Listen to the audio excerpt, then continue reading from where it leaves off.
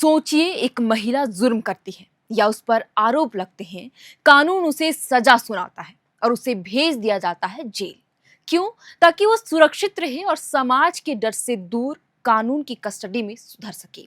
लेकिन क्या हो जब उसी सुरक्षित सलाखों के पीछे रक्षक ही भक्षक बन जाए? क्या हो जब कानून के पहरेदारों के बीच ही एक महिला की आबरू सुरक्षित ना रहे? झारखंड की राजधानी रांची के होटवार जेल से एक ऐसी सनसनीखेज और रूह कपा देने वाली खबर सामने आई है जिसने पूरे देश के सिस्टम को, मानव अधिकारों को और हमारे खोखले दाव को कटघरे में खड़ा कर दिया है। एक महिला कैदी जो जेल की कस्टडी में है, वो चीख चीख कर कह रही है कि जेल के अंदर ही उसके साथ यौन शोषण हुआ है, उसके साथ शारीरिक संबंध बनाए गए हैं और वो गर्भवती हो चुकी है। और सबसे बड़ी बात, उसने जेल के ही दो बड़े रक्षकों के नाम खोल दिए। और इस वीडियो में मैं आपको बताऊंगी कि कैसे जेल के अंदर 3 घंटे तक मैराथन जांच चली, कैसे झालसा और डालसा की टीम को कूदना पड़ा इस मामले में, और कैसे इस बेहद संवेदनशील मुद्दे पर भी हमारे देश में राजनीति और समाज के नाम पर लीपापोती शुरू हो गई है। सीधे बात करेंगे बिना किसी लाग लपेट के।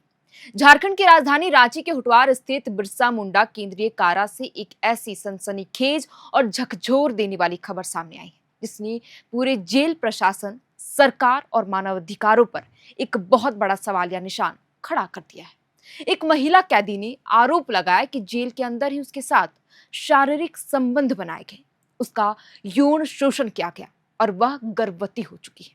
मामला जैसे ही मीडिया में आया, पूरे प्रशासनिक महकमे में हड़कंप मच गया। आनन फानन में जांच टीमें गठित की गई। सोमवार को जब जेल आईजी की ओर से गठित 3 सदस्यीय हाई लेवल जांच कमेटी, जिसमें निदेशक मनोज कुमार, तुषार रंजन और चंद्र मौलिक शामिल थी, जेल के अंदर पीड़िता से पूछताछ करने पहुंचे तो पीड़िता ने जो खुलासे किए उसने सबके होश उड़ा दिए। महिला कैदी ने जांच टीम के सामने साफ तौर पर स्वीकार किया कि उसके साथ जेल के अंदर शारीरिक संबंध बनाए गए थे। इतना ही नहीं, उसने इस घिनौनी वारदात को अंजाम देने वाले रांची जेल में ही पदस्थापित 2 लोगों के नाम भी जांच टीम को लिखित रूप में सौंप दिए। इस सदमे और डर के कारण अब महिला कैदी की मानसिक स्थिति बेहद खराब हो चुकी है। बताया जा रहा है कि रविवार की रात से ही उसने खाना पीना पूरी तरह छोड़ दिया है। सोमवार को जेल कर्मियों के काफी मनाने के बाद भी उसने सुबह का नाश्ता नहीं किया और वह दिन भर गुमसुम बैठी रही। जांच टीम ने लगातार 3 घंटे तक जेल के अंदर सघन जांच पड़ताल की। इस दौरान टीम ने जेल परिसर में लगे तमाम सीसीटीवी कैमरों के फुटेज को खंगाला ताकि यह पता चल सके कि पीड़ित महिला के वार्ड के आसपास किन लोगों की संदेहास्पद आवाजाही थी। इसके साथ ही जेल अस्पताल में महिला कैदी की जो मेडिकल और जांच रिपोर्ट थी, उसकी गहराई से भी अवलोकन की जा रही है। जांच टीम ने जेल अधीक्षक चंद्रशेखर कुशवाहा से भी पूछताछ की, जिन्होंने लिखित रूप से अपना बयान जांच टीम को सौंपा है।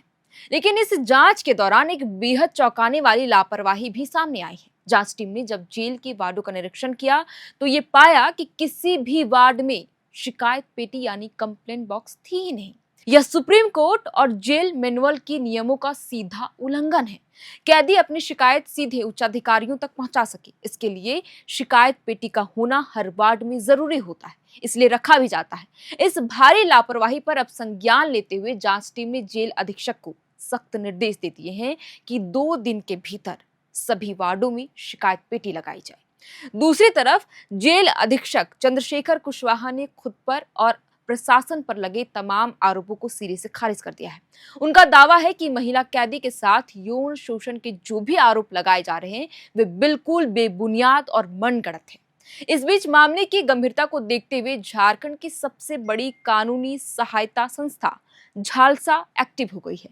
झालसा के कार्यपालक अध्यक्ष जस्टिस सुजीत नारायण प्रसाद ने मीडिया रिपोर्ट्स का स्वतः संज्ञान लेते हुए तुरंत कानूनी जांच के आदेश दे दिए हैं इस मामले में। इसके बाद डालसा यानी जिला विधिक सेवा प्राधिकार की टीम भी हरकत में आ गई है।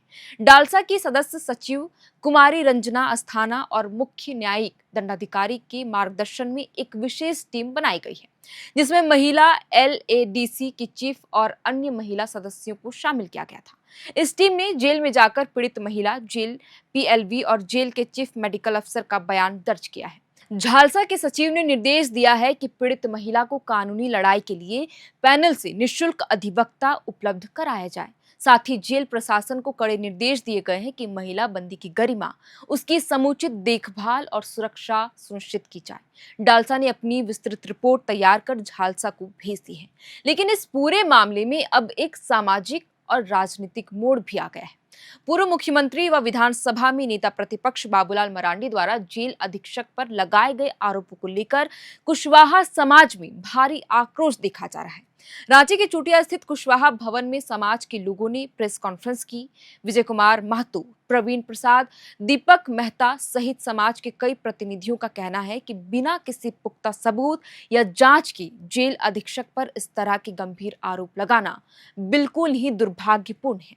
उन्होंने आरोप लगाया कि बाबूलाल मरांडी पहले आरोप लगाते हैं और तथ्य बाद में खोजते हैं। समाज का यह भी कहना है कि महिला के गर्भवती होने के बहाने जेल अधीक्षक को जानबूझकर टारगेट किया जा रहा है, जो कि ओछी हरकत है। बहरहाल जिला प्रशासन की ओर से भी उपायुक्त के निर्देश पर एक जांच टीम का गठन कर दिया गया है, जिसमें एडीएम, लॉ एंड ऑर्डर और एसडीएम स्तर के अधिकारी शामिल हैं, जो आगे की जांच करेंगे इस पूरे मामले की।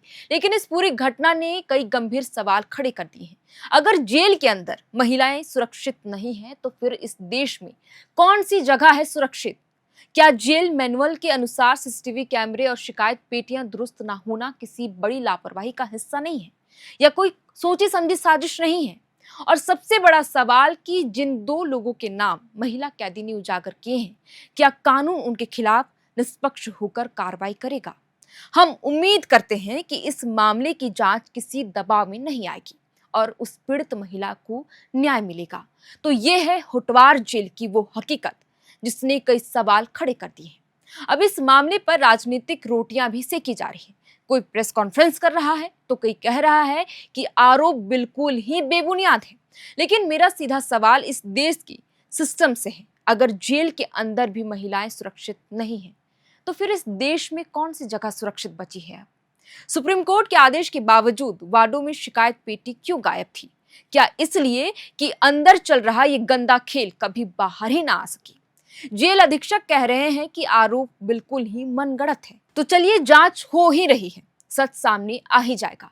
लेकिन जिन दो लोगों के नाम उस पीड़ित महिला ने लिखित रूप में दिए हैं, क्या हमारा कानून उन्हें बेनकाब कर पाएगा, या फिर हमेशा की तरह सफेद फाइलों में दबकर रह जाएगा? इस पूरे मामले पर आपकी क्या राय है? आपको क्या लगता है कि हमारे जेलों के भीतर चल रहे इस अंधेरे को साफ करने के लिए एक बड़े ऑपरेशन की जरूरत है? अपनी राय आप वीडियो के कमेंट बॉक्स पर जरूर लिख कर दें। अगर आपको लगता है कि सिस्टम की कमियों पर बात होना जरूरी है, तो इस वीडियो को शेयर कीजिए और अपनी आवाज बुलंद कीजिए। वीडियो को लाइक और चैनल को सब्सक्राइब करना मत भूलिएगा। देश और समाज से जुड़ी हर बड़ी और सच्ची खबर के लिए देखते रहे एयरना। बहुत बहुत शुक्रिया।